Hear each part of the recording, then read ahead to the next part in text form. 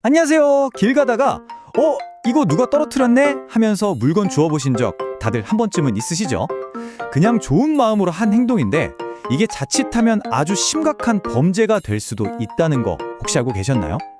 오늘은 이 줍는 행동과 훔치는 행동, 그 아슬아슬한 경계선을 수사관의 눈으로 한번 따라가 보겠습니다. 자, 한번 상상해 보세요. 길을 걷고 있는데 저기 앞에 지갑이 뚝 떨어져 있습니다. 일상에서 충분히 있을 수 있는 일이죠. 당연히 주인 찾아줘야겠다 이런 생각 하실 거고요. 그런데요, 바로 그 순간부터 여러분은 잠재적인 용의선상에 오를 수도 있습니다. 이게 무슨 소리냐고요? 바로 이 지점에서 모든 게 갈립니다. 여러분의 그 선한 마음과는 전혀 상관없이 아주 차가운 법의 시선이 시작되는 거죠.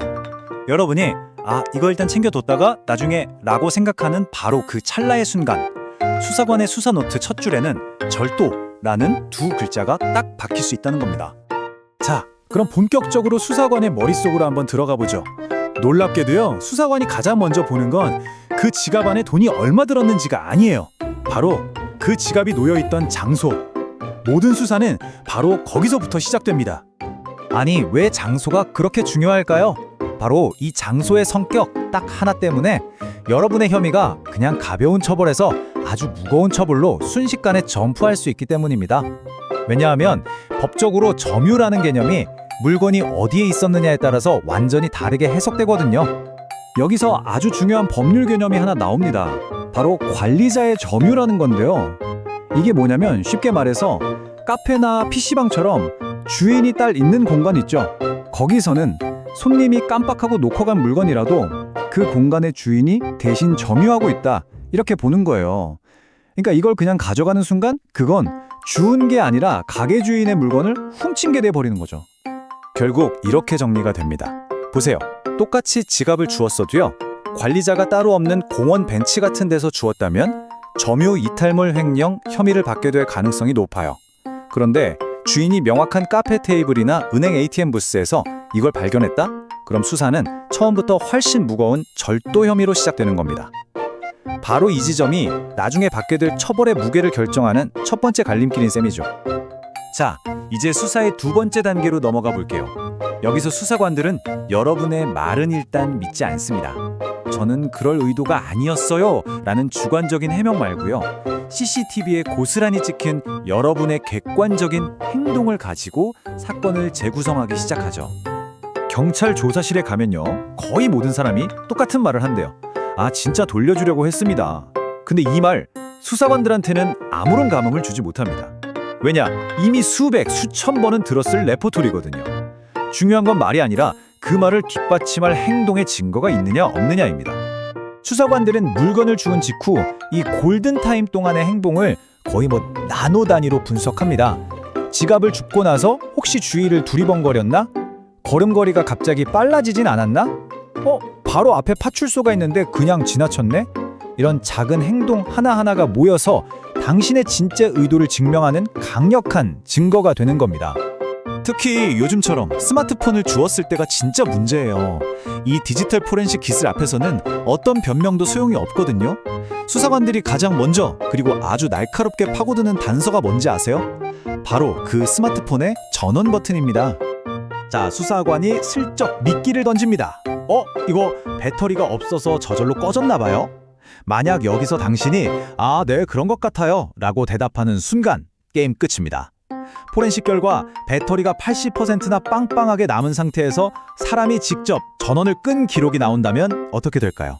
증거를 없애려 한 계획적인 범행으로 성격이 완전히 바뀌어버리는 거죠.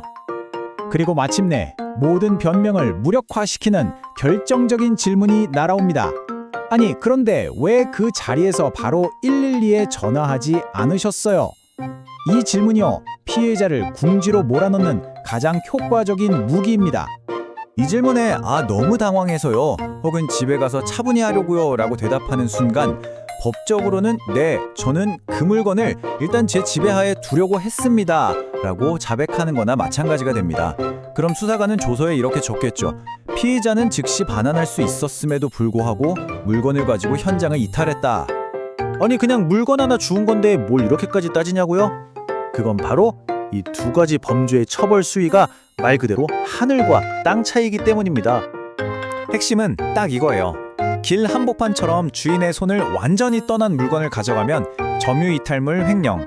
하지만 카페처럼 여전히 누군가의 관리 영역 안에 있는 물건을 가져가면 절도. 이 묘면 차이가 모든 걸 결정합니다. 처벌의 무게를 보면 그 차이가 확 와닿죠. 절도죄는 최대 6년 이하의 징역에 처해질 수 있습니다. 그런데 점유이탈물 횡령죄는 최대 1년 이하의 징역이에요. 단순히 어디서 주었느냐, 그거 하나 때문에 징역 6년과 1년의 차이가 만들어지는 겁니다. 어마어마하죠? 벌금도 마찬가지예요.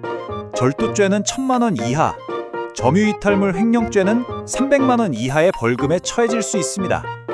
순간의 판단착오가 정말 엄청난 경제적 부담으로 돌아올 수 있는 거죠. 자, 그럼 이제부터가 제일 중요한 얘기입니다. 혹시라도 이런 난처한 상황에 처하게 된다면 어떻게 해야 내 자신을 지키고 선한 의도를 증명할 수 있을까요? 억울하다고 말로만 하는 건 아무 소용 없습니다. 객관적인 증거가 필요해요. 물건을 줍자마자 가족이나 친구한테 나 지갑 주었다고 보낸 문자 메시지, 스마트폰으로 가까운 경찰서를 검색한 기록, 경찰서로 향했던 내비게이션 기록, 바로 이런 것들이 여러분의 결백을 증명해줄 황금 열쇠가 됩니다. 반대로 이건 정말 절대 하면 안 되는 행동들입니다. 주운 휴대폰을 초기화한다? 이건 증거인멸로 간주되는 최악의 행동이에요. 또 경찰을 통하지 않고 내가 직접 주인을 찾아주겠다고 연락하는 것도 나중에 협박 같은 다른 오해를 살 수 있으니 피하는 게 좋습니다. 그리고 무엇보다 최악은 CCTV 증거가 나오니까 말을 바꾸는 거예요. 그건 모든 걸 망치는 지름길입니다. 수사관들의 조언은 명확합니다. 어설픈 거짓말로 상황을 모면하려다 들통나는 것보다 차라리 처음부터 순간적으로 욕심이 났던 건 사실이지만 곧바로 후회하고 돌려주려고 했습니다 라고 솔직하게 인정하고 반성하는 태도를 보이는 게 처벌 수위를 낮추는데 훨씬 유리하다는 거죠. 결국 모든 건 여러분의 행동에 달려 있습니다. 물건은 손에 준 그 순간부터 여러분의 모든 행동은 하나의 스토리가 되어서 기록됩니다. 과연 그 이야기가 선량한 시민의 이야기가 될까요? 아니면 절도범의 이야기가 될까요? 그 이야기의 결말을 쓰는 건 바로 여러분의 다음 행동입니다.